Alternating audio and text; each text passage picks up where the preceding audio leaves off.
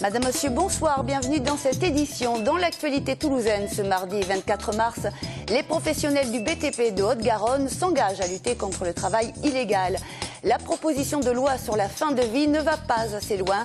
C'est le point de vue de Jean-Luc Romero, le président de l'Association pour le droit de mourir dans la dignité, s'explique dans ce journal. Enfin, à Montaudran, l'espace Cobalt est un nouveau lieu événementiel dédié aux cultures urbaines. Mais tout d'abord, c'est une des pires catastrophes aériennes de l'histoire de la France. Le crash de cette A320 ce matin dans les Alpes de Haute-Provence, dans le secteur de Barcelonnette. 150 personnes étaient à bord. Il n'y a aucun survivant. L'avion qui reliait Barcelone à Düsseldorf appartenait à la compagnie Germanwings, une filiale low cost de la Lufthansa. La carcasse de l'avion a été retrouvée vers 2700 mètres d'altitude, dans une zone très escarpée, enneigée, inaccessible par des véhicules, mais qui a pu être survolé par des hélicoptères. La chute de l'avion a duré plus de 8 minutes. Il a perdu 10 000 mètres d'altitude en une dizaine de minutes. L'équipage n'a pas émis d'appel de détresse. C'est le contrôle aérien qui a déclaré le vol en détresse, car il n'avait plus aucun contact avec l'équipage et l'avion. Incident technique, vétusté de l'appareil, erreur de pilotage, terrorisme. Aucune hypothèse ne peut être écartée, a indiqué le Premier ministre. À Toulouse, ce matin, Airbus a ouvert une cellule de crise pour recenser toutes les informations sur le passé de cet appareil. Selon la compagnie Germanwings, l'avion à bord duquel est survenu le drame était entré en service en 1990. Il avait été révisé jeudi dernier. Sa dernière révision complète est datée de 2013. Le commandant de bord volait pour Lufthansa depuis plus d'une dizaine d'années. Il avait plus de 6 000 heures de vol à bord de ce type d'appareil. Les moyens courriers A320 sont les plus vendus au monde, avec les B737 de Boeing. La 6 millième livraison d'un appareil de ce type a eu lieu le mois dernier. Le cours d'Airbus a paradoxalement clôturé en hausse de 0,52%. Une boîte noire de l'appareil a déjà été retrouvée et a commencé à être exploitée. On devrait donc connaître rapidement les causes du crash. C'est une étape importante dans la lutte contre le travail illégal dans la construction. La Fédération départementale de Haute-Garonne du bâtiment et des travaux publics et le syndicat de la maçonnerie et du gros œuvre ont lancé aujourd'hui la charte Etibat. Elle vise également à combattre la concurrence déloyale pour défendre l'emploi local, une première en France. Les détails avec Jérôme Bolloc et Alain Sourat. Dans notre département, depuis 5 ans, 1000 emplois sont détruits dans le secteur du BTP chaque année. En ligne de mire, des sociétés de construction étrangères qui pratiquent des prix low cost grâce à des pratiques de travail illégales. Les instigateurs de la charte souhaitent rétablir une concurrence saine et loyale. Aujourd'hui, un salarié chez nous, dans les minimums, on les paye 13,50 € de l'heure. À cela, il faut rajouter, comme vous le savez, les charges patronales. Donc à minima, une heure d'un ouvrier coûte 26 € pour une entreprise qui respecte les règles. Et ce qu'on voit passer tous les jours, c'est des prix à 8 €. Mais attention, pas 8 € pour le salarié, 8 € tout compris, y compris les frais de déplacement, y compris le logement, y compris pour 60 heures par semaine, à dormir dans des caravanes ou dans des logements insalubres. Il faut respecter les règles. Parce que si un travailleur étranger vient travailler en France et qu'il respecte les règles, il va être payé à 1 600 € par mois, ils vont payer la caisse des congés payés, ils vont payer les frais de déplacement et finalement, qu'est-ce qui va se passer? L'écart va se réduire. Et donc, par ricochet, on lutte pour l'emploi local et le respect des règles en termes de, ça peut aller jusqu'à l'hygiène et la sécurité de nos ouvriers sur les chantiers et l'environnement. Tout est bafoué quand il y a du travail illégal. En 2014, les structures officielles ont dénombré 1500 travailleurs détachés dans le BTP en Haute-Garonne. 150 entreprises du département ont déjà signé la charte Etibat, une charte qui n'aura de sens que si elle s'impose comme référence dans le choix des entreprises par les donneurs d'ordre locaux. La proposition de loi sur la fin de vie des députés Leonetti Claeys a été adoptée mardi dernier à l'Assemblée nationale. Le texte n'autorise ni euthanasie ni suicide assisté, mais instaure un droit à une sédation profonde et continue jusqu'au décès pour les malades en phase terminale et rend contraignantes les directives anticipées. Pour Jean-Luc Romero, le président de l'association pour le droit de mourir dans la dignité, ce texte ne va pas assez loin. De passage hier à Toulouse, il est revenu sur cette loi qui devra être adoptée par le Sénat. Entretien signé Margot Tokajevic et Alain Sorat. On a refait une loi sur la fin de vie qui est en fait la troisième mouture de la loi Leonetti.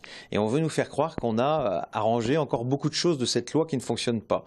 Le problème, c'est que ça reste une loi faite par des médecins. Monsieur Leonetti est médecin. Pour des médecins. Ce grand droit à la sédation, elle existait déjà dans la précédente loi. Alors on donne d'autres noms, on dit que c'est un droit à l'endormissement avant de mourir, mais on est dans une grande hypocrisie. C'est une espèce d'euthanasie, mais indirecte, qui fait qu'on meurt à petit feu. C'est-à-dire qu'on arrête de vous alimenter, de vous hydrater, vous pouvez mettre des semaines à mourir, et nous on trouve que ça peut être extrêmement cruel. Et puis on nous dit que la deuxième grande innovation, c'est que maintenant on a des directives anticipées opposables. C'est-à-dire pour vous la possibilité, quand vous avez toute votre capacité, d'écrire ce que vous souhaitez dans le moment où vous ne serez plus capable de le faire, si par exemple vous êtes dans le coma. Sauf qu'il y a deux clauses qui font que ces directives anticipées, si à l'urgence vitale, le médecin n'est pas obligé de les appliquer, et puis s'il estime qu'elles sont manifestement inappropriées, il n'est pas obligé de les appliquer. Donc on voit qu'on a vidé totalement de la substance ce principe. Pourtant, justement, cette mesure sur la directive anticipée, elle existe notamment en Allemagne. Donc c'est vraiment, la différence se fait seulement sur les clauses. Vous savez, en Allemagne, elles sont vraiment opposables. C'est-à-dire que les médecins sont obligés de les appliquer. Donc voilà, d'ailleurs, vous savez, il y a une grande différence. En France, à peine 2,5% des mourants ont écrit des directives anticipées. Des mourants. Il y a 570 000 mourants par an dans notre pays. Donc vous calculez ce que ça fait 2,5, quelques dizaines de milliers. En Allemagne, 14% de la population, de tous les Allemands en ont écrit. Logique, ils savent qu'elles vont s'appliquer. Que le médecin, si vous avez écrit, il est obligé de les respecter. Voilà, c'est toute la différence entre la France et l'Allemagne. Comment expliquez-vous le fait que François Hollande, alors que c'était une de ses propositions lors des présidentielles, n'est pas allé plus loin et reste assez frileux sur cette question de société, alors que plus de 80% des Français, justement, sont favorables à l'euthanasie active? Ouais, on a même plein de sondages qui donnent, on a un sondage à 96% à l'IFOP, et tous les sondages donnent entre 8 ou 9 Français sur 10 qui y sont favorables, et de manière constante. C'est pas un sondage fait une seule fois, comme on pourrait l'avoir pour des élections. Pourquoi ? Je pense que d'abord, il y a eu la trouille qu'il y ait des événements comme pour le mariage pour tous. On voit que les adversaires sont les mêmes. Enfin, on les entend, c'est ceux qui sont contre l'avortement, contre le mariage pour tous. Et je pense qu'ils ont eu une espèce de trouille qui est des grandes manifestations dans le pays, alors que c'est pas la même chose. 100% des Français sont concernés par la mort. J'espère pas annoncer une mauvaise nouvelle à qui que ce soit. On va tous mourir. Mais on a l'impression que les politiques ne le savent pas. Et puis c'est vrai que le lobby des mandarins parlementaires, c'est-à-dire ces députés, ces sénateurs qui, comme M. Leonetti, sont en même temps des grands médecins, et puis le lobby des parlementaires pro-life, organisés par l'Église catholique, eh bien la combinaison de ces deux lobbies a fait que jusqu'à aujourd'hui, il était quasiment impossible d'avoir une loi qui légalise l'euthanasie, même si dans le cadre du vote qu'il y a eu cette dernière semaine, il y a quand même eu un certain nombre de parlementaires de gauche, notamment, qui ont proposé la légalisation de l'euthanasie et qui, à quelques voix près, n'ont pas gagné, mais le débat n'est pas fini, il passe au Sénat bientôt, il reviendra sûrement à l'Assemblée nationale, et ça va être notre rôle de mobiliser pour que un texte qui permette en tout cas que le patient soit au centre de la décision soit enfin voté. Toute la semaine, ce sont près de 600 lycéens venus de toute l'Académie de Toulouse qui vont être immergés dans l'univers de la fac et de l'enseignement supérieur. L'objectif est de les aider dans leur orientation, des formations scientifiques. Dans le cas de l'université Paul Sabatier, où s'est rendue ce matin Marlène Canal. Opération séduction pour l'université Paul Sabatier toute la journée au programme. Petit déjeuner en arrivant, marche à travers le campus et 2 heures de conférence pour répondre à toutes les questions sur l'université de ses élèves de première venus tout droit du Gers et plus encore. Comment ça se déroulait pour d'autres personnes, leur cursus qu'ils pouvaient suivre et les débouchés qu'ils pouvaient avoir dessus. Et comment ça se passait un peu au niveau de la vie de l'université et tout ça. C'est titanesque par rapport au lycée, ça donne envie, c'est vraiment grand quoi. Voilà, c'est attirant, je trouve. Si l'université pouvait me proposer les options que je demandais, que j'aurais besoin, et apparemment, ça serait bon.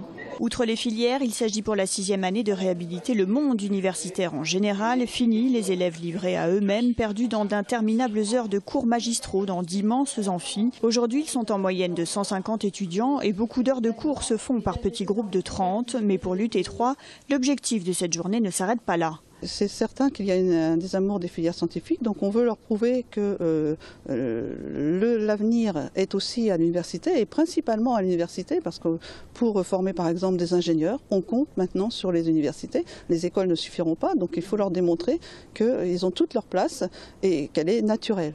Preuve que la connaissance de l'université est meilleure. Le niveau des étudiants primo-arrivants est plus élevé. Les mentions bien et très bien sont de plus en plus courantes. En 2014, on a enregistré une hausse de 10% du nombre d'élèves en première année par rapport à 2013. Et on ouvre une page culture avec l'inauguration ce soir d'un tout nouvel espace atypique dans le quartier en pleine mutation de Montaudran. Des bâtiments ont été réhabilités en lieu culturel privé consacré aux cultures urbaines. Petite visite de ce lieu baptisé Espace Cobalt. Le site du 55 est installé dans 2 bâtiments industriels historiques dédiés à l'aviation, exploités notamment jusqu'en 1970 par la TECOR. Une partie de cet espace permet d'accueillir des événements privés ou publics. L'autre partie est composée de bureaux de créatifs, des vidéastes, des graphistes, des designers notamment. Et bien sûr, il y a les ateliers occupés par 3 graffeurs associés à la création de l'espace Cobalt, car c'est l'essence même du lieu, 810 mètres carrés en symbiose avec le street art. N'importe qui a accès à du graffiti en se baladant dans le centre-ville ou en prenant le train, etc. Maintenant, c'est vrai que nous, on a envie de l'amener un peu plus haut et de pouvoir le présenter soit à l'intérieur d'entreprises, soit en travaillant pour des marques, soit en développant aussi nos toiles avec des galeristes, avec des ventes aux enchères, etc. Les bâtiments appartiennent à un féru d'art.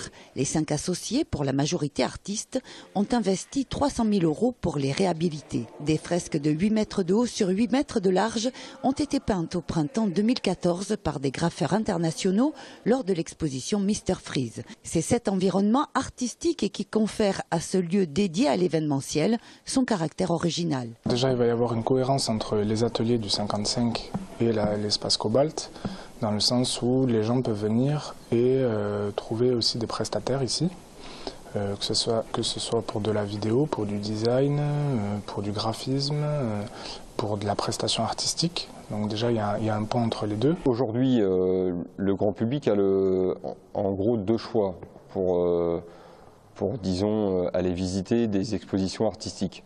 Soit il se rend dans un musée, soit il se rend dans une galerie.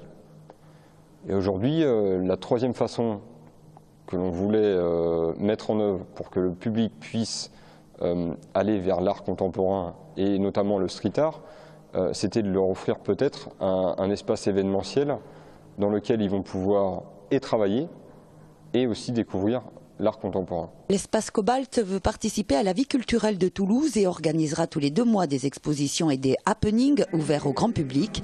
En projet également l'accueil d'artistes en résidence, des ateliers d'initiation au graffiti pour enfants et adultes et la création d'une artothèque. Et c'est la fin de cette édition. Merci de l'avoir suivi. Très bonne soirée à tous.